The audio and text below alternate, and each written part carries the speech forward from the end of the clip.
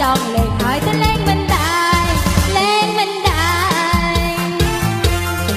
ខ្ញុំថាលេងតែបែរជាលេងមិនបានខ្ញុំថាលេងដែរតែបែរជាលេងមិនបានកាន់តែសាយទៀតរត់យើងនៅតែតាក់តងថាត្រូវតែលេងព្រោះមិនសូវចង់សម្រងតែ4-5 ដងលេងមិនដាច់ដូចចិនដា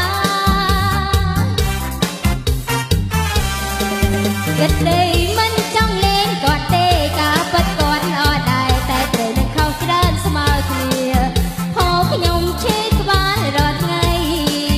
តែចង់លោកប្តីមាយាយើងត្រូវតែលេងគ្នាតែនៅតែលេងមិនដែរ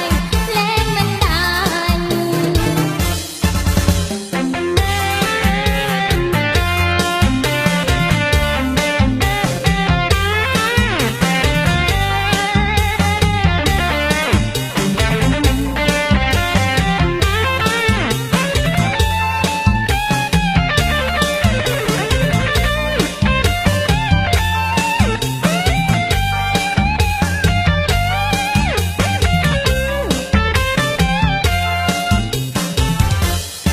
ខ្ញុំថាលេងតែបែរជាលេងមិនបានខ្ញុំថាលេងដែរតែបែរជាលេងមិនបាន